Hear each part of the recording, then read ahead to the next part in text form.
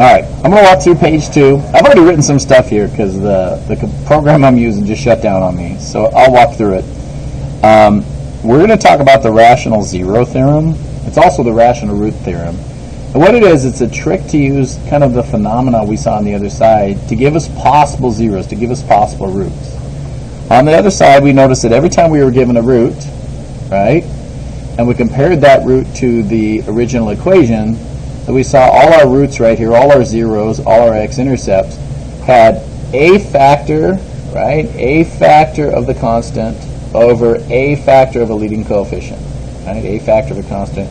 And we can understand, and let's summarize that, comparing zeros to its coefficient and constant by determining our roots, our zeros. It shows that the numerators of the polynomial zeros are factors of the constant term, that means the last term, and the denominators are factors of the leading coefficient. And that's basically what it says here, but I'm going to show you. So if this was going to have any rational roots, that's like x plus 3 or x minus 2. That doesn't mean irrational like radicals or imaginary number, but rational roots. The numerator of that root would be a factor of 20 or negative 20, and the denominator would be a factor of my leading coefficient. So if I listed all possible roots, and I'm going to write possible roots here, the first thing I would have to do is I'd have to find all factors of negative 20. That'd be 1, 2, 4, 5, 10, and 20. All those are factors of 20, and I have to put it over factors of 1, right? Because that's my leading coefficient. And since these can be positive or negative, don't forget, all right, positive or negative, they can be positive or negative 1 over 1, 2 over 1, 4 over 1, 5 over 1, 10 over 1, and 20 over 1. So if there are any roots, they're factors of these. Well, there's 1, 2, 3, 4, 5, 6, and if I take positive, negative, 12 possible rational roots. So we take them and test them. I like testing one earlier, one first, because it's really easy to divide by 1. So if I take 1 and I place it in here, right, and I can do synthetic division, so I take my coefficients 1, 2, negative 19, and negative 20 and put them there, right? I can see if it's a root by whether or not I have a zero for remainder. So you can see my work here. Drop the 1, multiply, add, negative 16 times 1 is negative 16, and this is obviously not a root. So 1 is not a root. All right. Now this would take up a lot of space, and there's a much quicker way to go through. We can make a table for our synthetic division, and we can test them out. So if you ever make a table, you can come here and you can put the coefficients up here, and what you really do is now you hold a number in your head. So I'm going to show you with this number right here, with 1. So normally you drop down your number like we did over here, and we say, hey, 1 times 1, and we write it up there, and then we add it. But if you can hold that into your head, we can go 1 times 1 plus 2 is 3. 1 times 3 plus negative 19 is negative 16. 1 times negative 16 plus negative 20 is negative 36. And what this allows us to do, instead of making a new table every time, is test multiple roots using the same table. So since we already found out that this is not a root, right, let's test negative 1. All right? So I want to make a list of my factors as I go. Right now we don't have any factors. We just have a list of possibilities. So one of my factors is not 1. Let's see if negative 1 is. We drop down the 1, and we multiply. 1 times negative 1 is negative 1 plus 2 is 1. 1 times negative 1 is negative 1 plus negative 19 is negative 20. Negative 1 times negative 20 is positive 20, and look, that's a yes, we have a root. Right? So one of my factors is, there's my factors, is x plus 1, because negative 1 went in and did not have a remainder. Now I'm going to pause here, and I'm going to put a bar here, and I'm going to rewrite it, because what is left at this point, if I divide out a negative 1, are these. So I'm going to put my new factor, which would be 1, negative 20.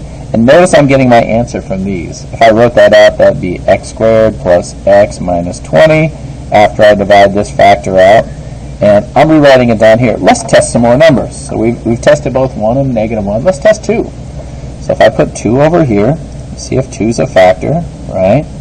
Drop my 1, 2 times 1 plus 1 is 3. 2 times 3 plus negative 20 is 14, not a root. So let's go ahead and test negative 2. Drop my 1. Here we go.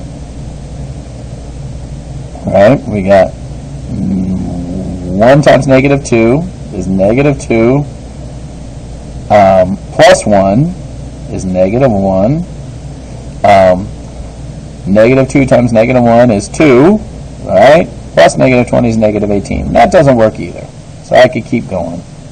So I could test, I don't know, let's test 4. All right, drop my 1. 1 times 4 plus 1 is 5. 4 times 5 is 20, plus negative 20 is 0. So this gives me another factor. All right, my other factor is x minus 4. So there's really only 3 factors in this. And I probably could have stopped before now and factored just by the fact that I only had a quadratic left. I'm pretty sure I could figure out a factor to this. But let's see what's left. My answer right here is left, and that's x plus 5. So I have 3 factors, x plus 1, x minus 4, and x plus 5, and that is my new f of x. And I've used synthetic division to factor this out. Okay, sir. So we're going to go ahead and do one more, maybe 2 more, and I'm going to show you a way to get through this. So let's make sure we got it. Stay with me on this.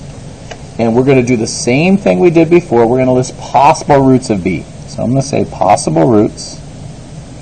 And there's a few ways to do it. I can list my table. Let's go ahead and list the table. Here we go with the table. All right.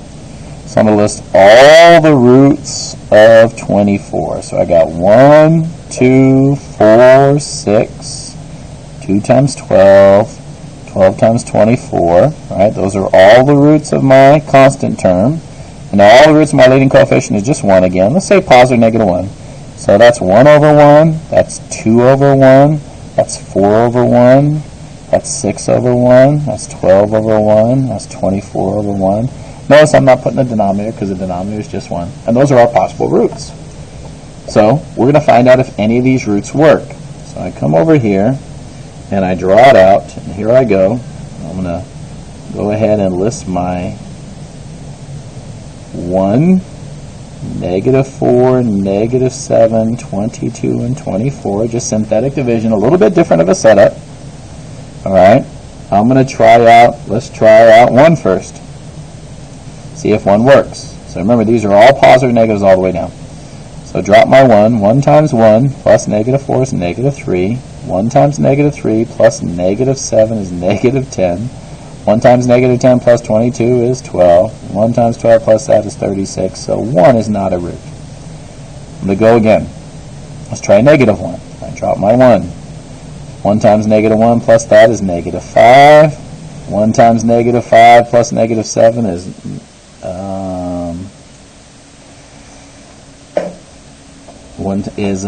what do we got? 1 times negative 5 plus negative 7 is negative 2. 1 times negative 2 plus 22 is 24. Negative 1 times 24, and I get a 0. Look, negative 24 plus 24, and that is in fact a root. So I'm going to pause there. I'm going to come over here and list my factors. All right. One of my factors is definitely x plus 1 because I had a 0 of negative 1. Now I'm going to rewrite this because after I divide that out, I don't have the same polynomial. I now have, so here we start here, that's x cubed minus 5x squared minus 2x plus 24. And let us write it down here and start going again. So that's a 1, a negative 5. You choose, sir. Negative 2 and 24. And we're going to try some more numbers. So we've done both our 1s. Let's go ahead and try, I don't know, let's try 2. So drop my 1. 1 times 2 plus negative 5 is negative 3. 2 times negative 3, negative 6, plus that is negative 8. 2 times negative 8, negative 16. And that gives us 8, so that's a no. Let's try negative 2. All right. Drop my 1. Times this, plus that is negative 7. That's 14 times, plus that is positive 12. Right? Positive 12. And sure enough, that gives me a 0. Negative 2 times 12 is negative 24 and gives me another 0. So now I have another factor. I have this factor, which I can list as x plus 2, and over here I can list that as a negative 2 as a 0.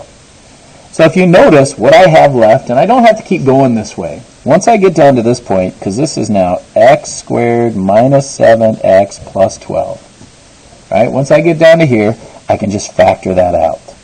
So I know what multiplies to 12 and adds up to negative 7. That's minus 3 and minus 4. Right?